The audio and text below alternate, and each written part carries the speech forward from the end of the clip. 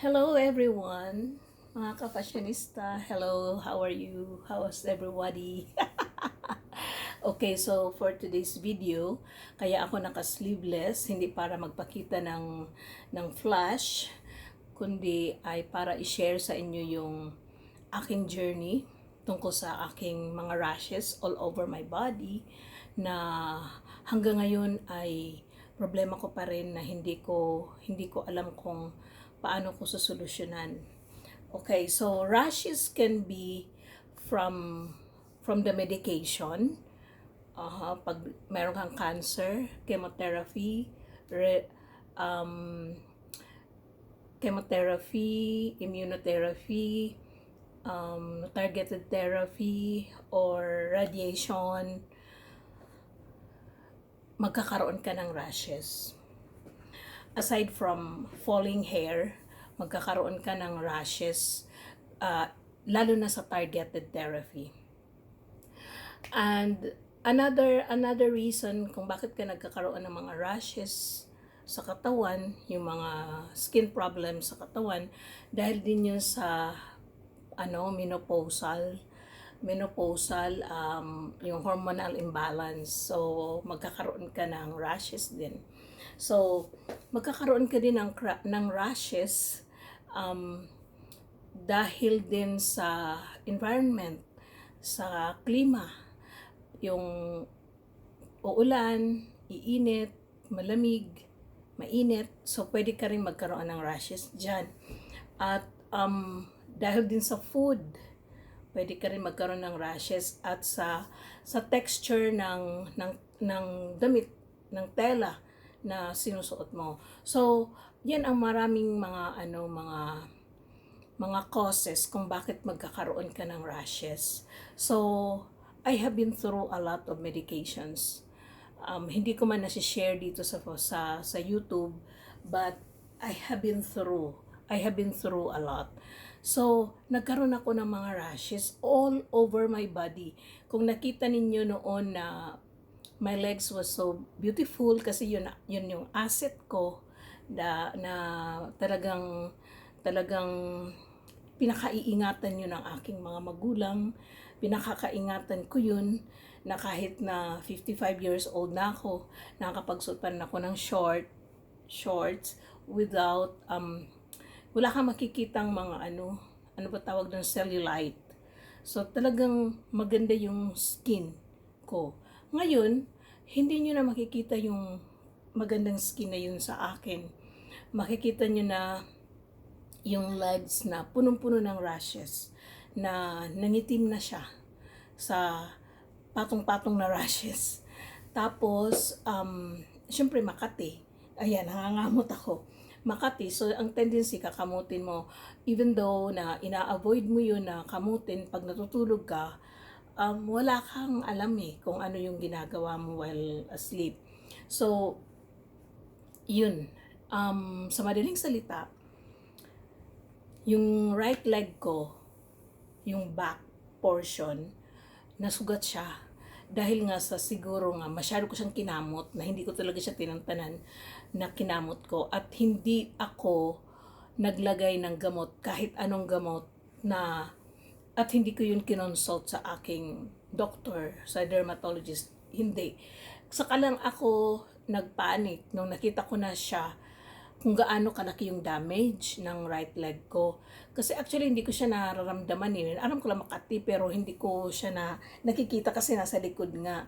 Until one day na nalamin ako, hindi ko intention naman nalamin no? At tumungtong ako sa kama. Yung kama ko kasi meron siyang mirror. So, pagtalikod ko, parang na-shock ako na makita ko yung legs ko. Sabi ko, ano yun? Tapos, kinapa ko, oh my God, ano na siya? Malala na siya, purple na siya, ganyan. Sabi, oh grabe ka naman Lisa, ba't hindi mo naramdaman? Alam niyo ba kasi, most of the time kasi mahina yung pakiramdam ko nga dahil nga sa pagsagamot. Kaya, mahina yung pakiramdam ko, hindi ko namamalayan yung mga ano sa kapaligiran. So, I'm not aware of that. So, gusto kong i-share sa inyo para hindi kayo matulad sa akin na pinabayaan. We have to seek professional help right away pag nakita natin na meron tayong mga problema na nakikita sa skin. So, ganito yung skin ko as of this moment. Yan, oh. Medyo mangitim-ngitim na nga siya. Ayan. Ayan siya, oh. Ayan siya. At ayan siya, oh. Actually, all over. All over. Ang wala lang, ang mukha ko. Pero meron din sa mata dito. Yung mga sensitive part, mostly mga sensitive parts. So, nagkaroon ako ng, pumunta ako sa doctor, nag-undergo ako ng blood test. So, wala akong problema sa blood. Wala akong sakit ang aking blood. It's just about the medication that I am going through. At saka, yun nga, marami ng factors na allergy ako nag-self-medicate ako. So, yan ang wag na ninyong gagawin yung mag-self-medicate. Nag-self-medicate ako, bumili ako, nag-research ako sa Google, tapos yung nakita kong cream sa Google, binili ko, tapos na-allergy ako. Hoping na gagaling ako doon, kaya dinamihan ko, tapos linawakan ko. Kung gaano kalawak yung naabot ng cream na yun din kalaki yung damage. So, when I woke up in the morning, it's like burning. My skin was burning. So, yun, napaka sakit at napakakati. So, yun, pag kumati kasi, tas nag-umpisa kang magkamot, psychologically, parang nangangati na yung buong katawan mo. So, pag nangati ka, hanggat kaya mong pigilan yung kati, huwag mong kakamutin. So, yun. So, medyo nakakatulong sa akin itong mga product na to.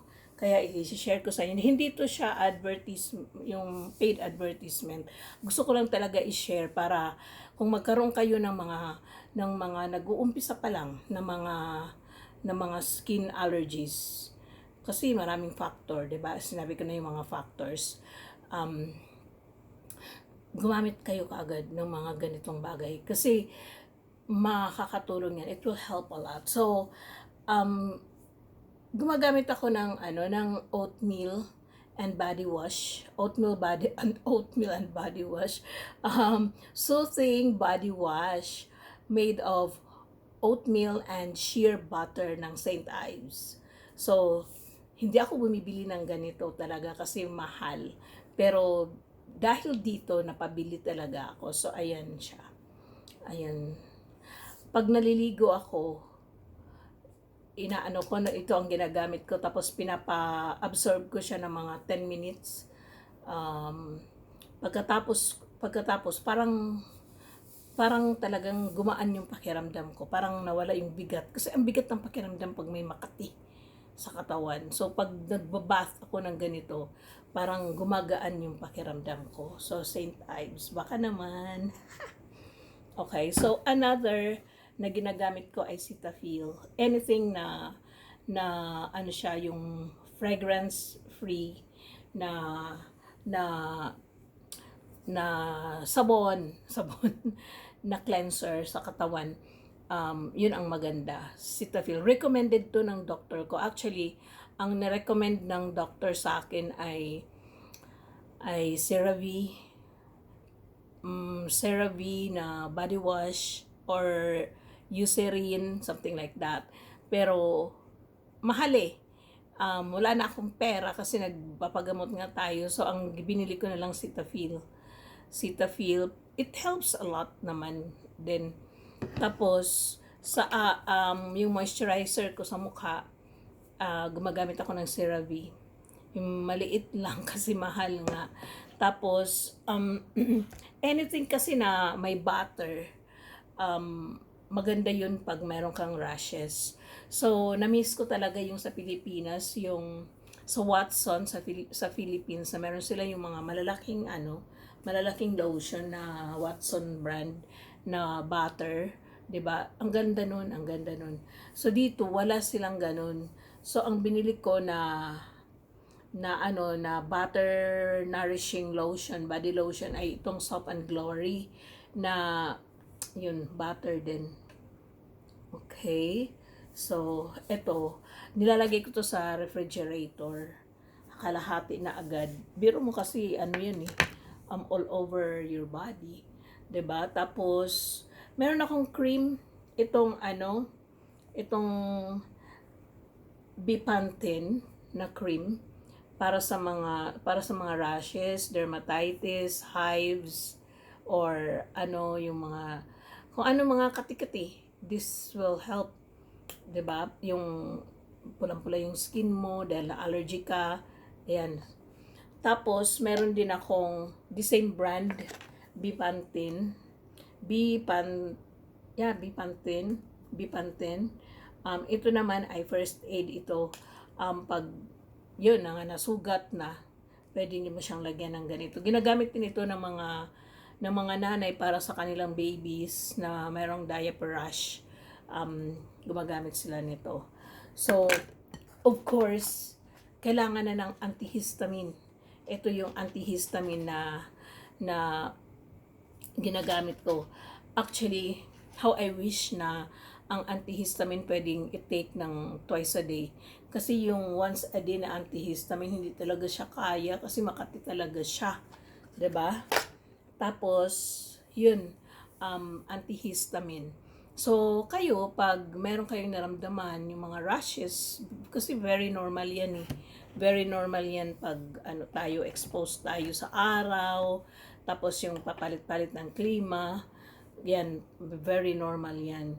So, aside from that pahid-pahid, etc., etc., mas maganda pa rin yung intake mo, 'di ba? Maraming tubig, 'di ba? Kailangan mag-exercise ka to sweat para lumabas yung mga kung ano man doon sa loob. Eh, kahit normal yung blood mo, kailangan mo pa rin mag-sweat kasi may mga tayo na nandoon lang sa loob na hindi nakakalabas pag hindi tayo nagpapawis. So, ayan din. Aside from that, fruits na rich in vitamin C, katulad nitong pineapple, at saka bumili ako ng turmeric kasi ilalaga ko yung turmeric, iinumin ko. Anything na makakatulong, gagawin ko. Wala namang mawawala, 'di ba? Kung itatry. So far, naghahanap na naman ako ng second opinion ng doctor. Pero ang mahal kasi ng derma, alam niyo ba 'yun? Ang mahal talaga magpa-derma. At saka alam mo naman kung bakit meron ka, tapos syempre yung procedure tuloy-tuloy. So, rashes over rashes over rashes. Pero ang inaano ko na lang, pinagdadasal ko lagi, hindi naman makati. Kasi pag makati, hindi ka talaga makatulog, tapos irritable ka, at saka hindi mo siya maiwasang hindi kamutin dahil sobrang kati talaga. Gusto mo lagang malamig na malamig. Pero hindi nga ako makaligo ng sobrang lamig, ano pa rin ako, yung mainit pa rin yung pinapaligo ko, which is hindi siya advisable. Okay, so kailangan lang talaga laging i-moisturize, tapos huwag kamutin. Meron akong Caladryl, hindi ko nakuha, nandun sa refrigerator kasi like my lotion, nilalagay ko sa refrigerator kasi ang sarap ng pakiramdam pag idadampi mo sa katawan na sobrang lamig. So yun yung life update ko. May pinagdadaanan tayo sa buhay, at saka yun nga, meron din mga rashes na dumating sa ating buhay na dagdagan yung ating mga mga problema sa buhay. Pero think positive, at saka lagi tayong maging happy kahit ano pa man ang mangyari sa buhay natin, kailangan lang natin tanggapin at ihanda ang ating sarili na lahat naman tayo pupunta doon eh. Kaya lang, una-unahan lang yan. What if kung ikaw na nga, na ikaw na ang susunod? So, kailangan handa ka. For me, handa naman ako. I'm ready. Kasi nga, tapos malalaki na yung mga anak ko. Kaya na nilang mabuhay mag-isa. parang sa tingin ko nagawa ko na yung aking purpose, 'di ba? Sa buhay. So kung ang buhay natin ay hanggang dito lang, kailangan natin tanggapin, 'di ba? Kailangan natin tanggapin. It's not about um kawawa naman kasi bata pa. Pero para sa akin, pag maaga kang nawala, you are chosen, 'di ba, ni Lord para kasi tapos na yung purpose, 'di ba? You are chosen by our God na sige na anak, halika na dito. Tapos na yung mission mo sa lupa. Dito sa langit, marami tayong gagawin. 'Di ba mga ganyan? So kailangan i-prepare niyo yung sarili niyo physically, mentally, emotionally, and spiritually. Kailangan well prepared ka spiritually. 'Di ba? Iwasan natin maging judgmental, iwasan natin maging masama ang ugali, 'di ba? Iwasan nating maging chismosa, manira ng tao. Wala kayong mapapala diyan eh.